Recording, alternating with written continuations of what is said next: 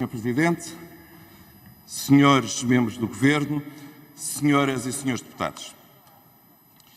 O Programa de Estabilidade que a Assembleia da República é chamada a apreciar é um verdadeiro ato de fé, em que só acreditam os adeptos indefectíveis do Partido Socialista, pois assenta em pés de barro e é apresentado por uma equipa governativa que nunca, repito, nunca conseguiu cumprir um só dos 6 que já apresentou aos portugueses.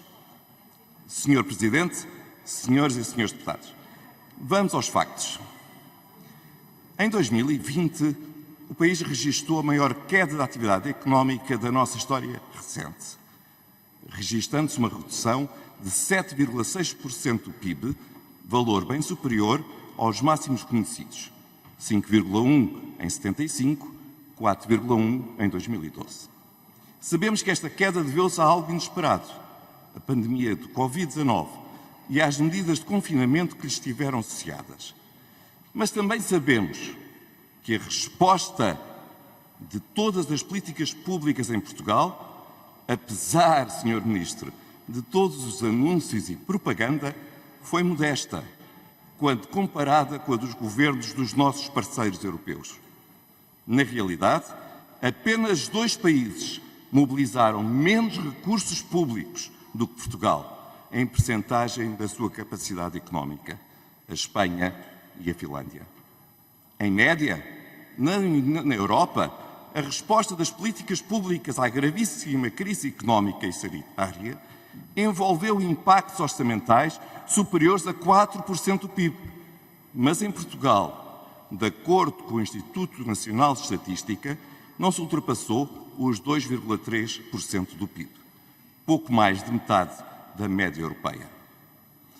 Reflexo da opção pela poupança de meios foi a própria execução de 2020, com a poupança pelo Governo de 7 mil milhões de euros na despesa que estava autorizada pela Assembleia da República, incluindo cerca de 1.500 milhões em investimento público. Reflexo disso é depois o número de moratórias de crédito, quer de famílias, quer de empresas, mesmo em comparação com os outros países europeus.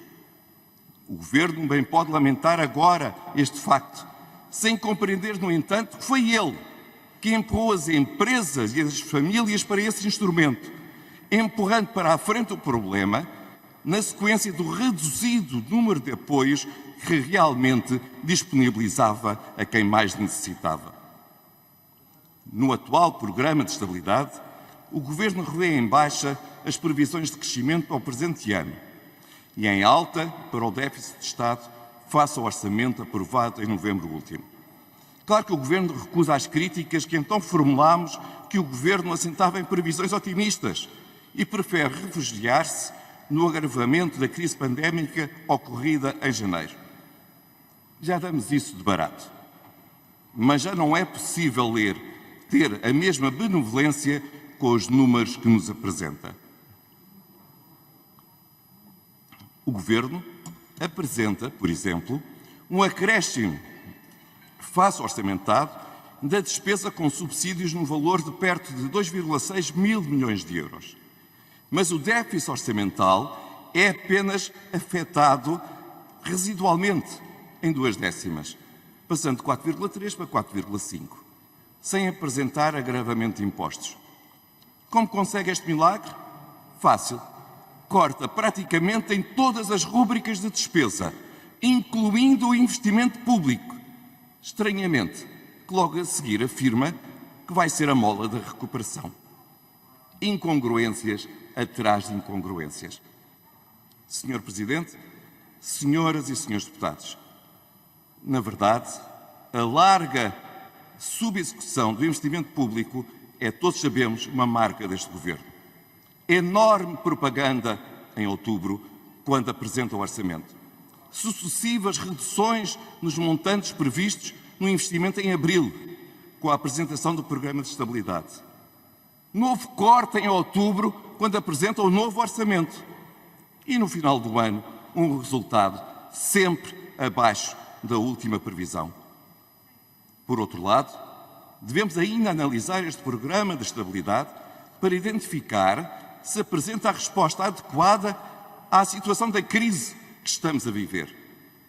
O programa de estabilidade está à altura dos desafios que a grave situação por que estamos a passar nos lança? Reconhece os problemas económicos e sociais que se impõe superar? Identifica os instrumentos para o fazer? É credível no que se propõe fazer e no que espera como resultado? Infelizmente, a resposta, senhores deputados, é não. Não e não. Por um lado, o Programa de Estabilidade apresenta-se inteiramente dependente do Plano Europeu de Recuperação e Resiliência, isto é, da disponibilização dos fundos previstos neste plano para Portugal, o que depende da celeridade com que a presidência portuguesa da União consiga que o processo em curso de ratificação da decisão nos outros países ocorra. Por outro, depende da capacidade de absorção de fundos por parte do governo português, sobretudo para investimento público, num montante que está previsto de cerca de 10 mil milhões. Só que a incapacidade do governo de realizar investimento público programado, como ocorreu entre 2016 e 2020, é um risco da não realização do Programa de Estabilidade que agora aparece acrescido. Neste caso, sublinha mesmo o Conselho de Finanças Públicas. Esse risco está acrescido pela ausência de especificação de projetos de investimento em que concretos e quais os montantes anunciados. As próprias balizas macroeconómicas do Programa de Estabilidade aparecem dependentes do Plano de Recuperação e Resiliência, já que, de acordo com o programa, 20% do crescimento previsto supõe a realização da despesa enquadrada nesse plano. Mas os riscos de não realização do Programa de Estabilidade são excepcionalmente elevados e seria da maior importância garantir a sua mitigação. Por outro lado, apresentando-se o Programa de Estabilidade no essencial como uma extensão do Plano de Recuperação e Resiliência, ele evidencia uma enorme omissão em matéria social, ignorando as consequências da violenta crise provocada pela pandemia. Se a superação da crise social terá de ser por recuperação da economia, ela não pode dispensar nunca o contributo das políticas públicas. Mas essa é uma dimensão relativamente à qual o Programa de Estabilidade se apresenta completamente cego. Face a estas duas mais óbvias facetas do Programa de Estabilidade, a elevada dependência da capacidade de absorção de fundos e realização do investimento público, que o Governo sempre falhou, e segundo, a sua aparente indiferença relativamente ao grave legado social desta grave crise, o PSD, porque não se resigna a ver o barco a naufragar, decidiu recomendar ao Governo dois importantes complementos, os quais acreditamos, senhoras e senhores deputados, só podem merecer o apoio maioritário desta Câmara.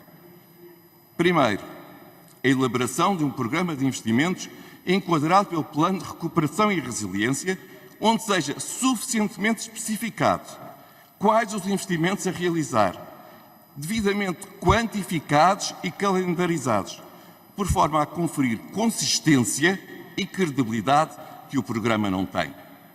E, por outro lado, para ser possível o melhor escrutínio público da ação governativa. E segundo, complementar o Programa de Estabilidade com a apresentação de uma estratégia de cariz social, o qual deve identificar as carências sociais mais graves deixadas pela crise e apresentar as medidas e os meios que o Governo deve mobilizar para acelerar o processo de reconversão e recuperação do emprego e do rendimento das famílias violentamente afetadas pela crise.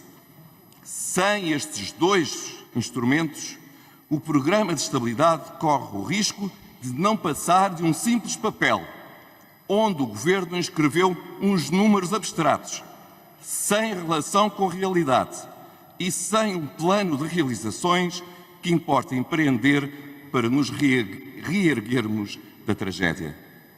Ou seja, repito, um documento em que só por verdadeiro ato de fé alguns podem acreditar.